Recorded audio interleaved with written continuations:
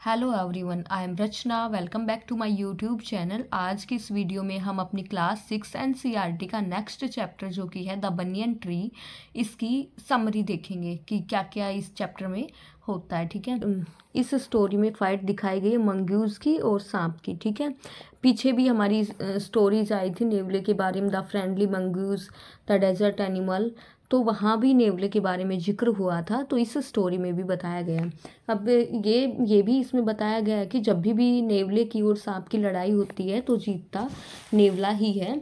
तो यहाँ पे इस स्टोरी में जो हमारे ऑथर हैं वो बताते हैं, तो इस स्टोरी में हमारे ऑथर बताते हैं कि वो जब ऑथर छोटे थे तो वो अपने दादा दादी जी के घर में बनियन ट्री के ऊपर बैठ के, और एक बार इस फाइट के बारे में बताया गया है कि सांप और नेवले की फाइट हो रही थी और ऑथर वहाँ पे पेड़ के ऊपर बैठ के वहाँ देख रहे थे। तो हमारे जो ऑथर हैं ये बताते हैं कि बाकी जो पूरा घर था उसके मालिक मेरे दादा दादी जी थे, लेकिन जो ये बनियन ट्री था, ये बरगद का पेड़ था, ये मेरा था। ये कैसे? क्योंकि ऑथर ही बनियन के पेड़ के ऊपर ज़्यादा टाइम बिताते थे। ऑथर कहते हैं कि मेरे जो दादाजी हैं उनकी एज तो 65 हो चुकी थी और वो तो पेड़ पे अब चढ़ नहीं पाते थे। तो ये जो हमारे ऑथर हैं ये साथ में ये भी बताते हैं कि जितना पुराना देहरादून जितना पुराना था उतना ही ये बनियन ट्री भी उतना ही पुराना था। जो बनियन ट्री पे एक तो लेखक वहाँ पे अपना टाइम व्यतीत करते थे और बाकी गिलहरी थी, तितली थी, वो भी वहाँ पे अपना टाइम स्पेंड करते थे उसी बरगद के पेड़ के आसपास ही। ठीक है, तो यहाँ पे जो सबसे पहला फ्रेंड लेखक का बना वो बनी थी गिलहरी। आप ये पिक्चर में भी देख सकते हो कि लेखक इसको जब भी केक और बिस्किट खिलाते थे तो गिलहरी फिर लेखक की दोस्त बन गई, और बाद में तो लेखक इनको ये जो गिलहरी थी इसको अपनी पॉकेट में भी डाल के मतलब घूमते थे। ये इतना फ्रेंडली हो गई थी लेखक के साथ। लेकिन पहले ये गिलहरी लेखक से डरती थी, गिलहरी को लगता था हो सकता है कि लेखक के पास गुलेल और कहीं ये मुझे मार ना दे। ठीक है, लेकिन बाद में फ्रेंडली हो गई थी। फिर हमारे लेखक बताते हैं कि जब वसंत का टाइम आता है तो वो जो बरगद का पेड़ होता है वहाँ पे फलों की भरमार होती है, क्योंकि वसंत के टाइम में ही वहाँ पे आप लोगों ने देखा होगा बरगद के पेड़ पे रेड रेड कलर का फ्रूट लगता है जिसको बरबंटी बोलते हैं। ठीक है, तो वहाँ पे बताते हैं लेखक कि उस टाइम पे वहाँ पे उस पेड़ पे बहुत सारे जो तोता, मैना, कौआ, ये सब भी वहाँ पे इकट्ठा हो जाते थे, और ये जो बरगद का पेड़ था ये सबसे ज़्यादा शोर शराबे वाली जगह उस टाइम पे बन जाता था। फिर लेखक ये भी बताते हैं कि मैं उस पेड़ पे बैठ के कुछ पुस्तकें मैं पढ़ता था और मेरे लिए ये जो बरगद का पेड़ था यही मेरी लाइब्रेरी भी बन गया था।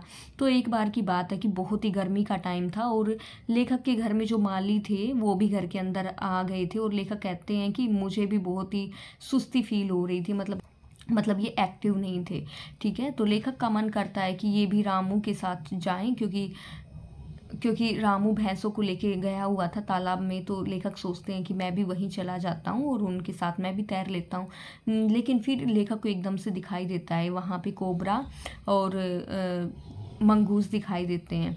फिर लेखक वहीं पे बैठ जाते हैं और उन दोनों की वहाँ से फाइट देखते हैं। फिर दोनों के बारे में बताते हैं कि दोनों ही बहुत अच्छे लड़ाकू थे, कोबरा भी और ये मंगूस भी। ये दोनों वहाँ पे फाइट करते हैं। ये उस कोबरा के बारे में, जो सांप था कोबरा के बारे में बताते हैं कि वो लगभग 6 फुट लंबा था, और बताते हैं कि कोबरा ने अपने 3 फुट के शरीर को तो मतलब 3 फुट को तो अपने खुद को कोबरा ने धरती के ऊपर उठाया और अपने फनों को फैलाया और फिर उस पर अटैक करने के लिए, नेवला के ऊपर अटैक करने के लिए। लेखक ये बताते हैं कि वहाँ पे एक तो मैं था जो कि इनकी फाइट देख रहा था और दूसरे वहाँ पे मैना और कौआ भी थे।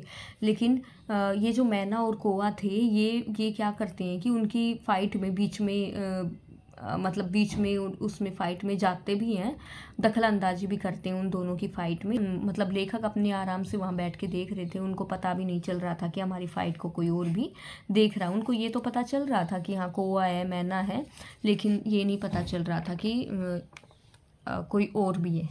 ठीक है, फिर ऐसे ही बताते हैं कि दोनों, ये जो नेवला था और मंगूस था, इनके बीच में काफ़ी देर तक फाइट वहाँ पे चलती है।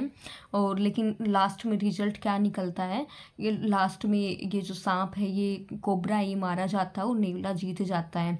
वहाँ फिर ये जो मैना होती है वो भी बड़े धीरे धीरे से फुदकती हुई झाड़ियों में घुस जाती है और वो नेवले को बधाई देती है उसके जीतने की खुशी पे।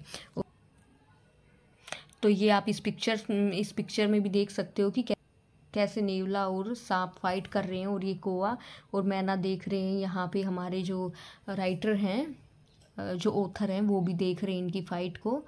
आखिर में फ़ाइट में कोआ दूर जाके गिर गया, ये यहाँ पे मर ही जाता है। तो ये हमारी स्टोरी, पूरी स्टोरी जो लिखी गई है रस्किन बॉन्ड जी के द्वारा, तो यहीं पे होती है हमारी ये स्टोरी। एंड होप आपको ये स्टोरी अच्छी लगी होगी। If you like my videos please like, share and subscribe my channel. Thanks for watching. मिलते हैं नेक्स्ट वीडियो में, तब तक के लिए bye bye, take care, have a nice day.